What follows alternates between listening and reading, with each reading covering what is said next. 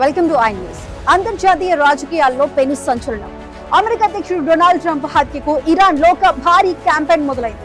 ఇది ఏ రహస్య ముఠానో చేస్తున్న పని కాదు. బహిరంగంగా వెబ్సైట్లు, సోషల్ మీడియా వేదికగా సాగుతున్న international Trump assassination reward campaign.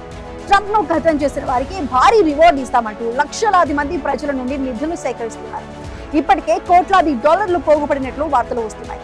అసలు ఈ క్రౌడ్ ఫండింగ్ వెనుక ఎవరున్నారు? ఇరాన్ ప్రభుత్వం ఏమంటోంది? ఇప్పుడు స్పెషల్ స్టోరీలో చూద్దాం.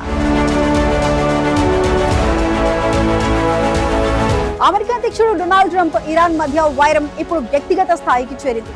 Iran supreme leader Ayatollah Ali Khamenei మరణానికి ప్రతీకారంగా ట్రంప్ ను చంపిన వారికి బహుమతి ఇస్తామంటూ ఇరాన్ లో ఒక వింతైన ప్రచారం సాగుతోంది. దీనికోసం ప్రత్యేకంగా వెబ్సైట్లు ఏర్పాటు చేసి ప్రజల నుండి విరాళాలు సేకరిస్తున్నారు.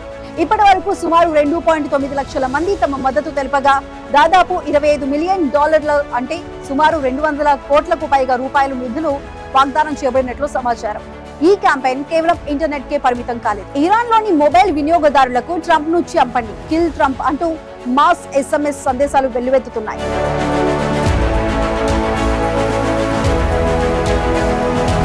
ఇరాన్ స్వదేశీ యాప్స్ అయిన రూబికా, బలేలో కూడా ఈ ప్రచారం జోరుగా సాగుతోంది. ఒక ఛానల్లో ఏకంగా 2.3 లక్షల మంది సభ్యులు ఉండటం, అందులో ట్రంప్ ఫోటోపై లేజర్ డాట్ పెట్టిన ఇమేజ్ ఉండటం చూస్తుంటే పరిస్థితి ఎంత తీవ్రంగా ఉందో అర్థం చేసుకోవచ్చు. అయితే ఇరాన్ అధ్యక్షుడు మసూద్ పెజెష్కియాన్ వంటి నేతలు ఈ ప్రచారంతో ప్రభుత్వానికి ఎటువంటి సంబంధం లేదని చెబుతున్నారు. ఇవి కొందరు మత గురువులు జారీ చేసిన ఫత్వాల ఫలితమని, ఇవి ప్రభుత్వ అధికారిక నిర్ణయాలు కావని వారు బుకాయిస్తున్నారు.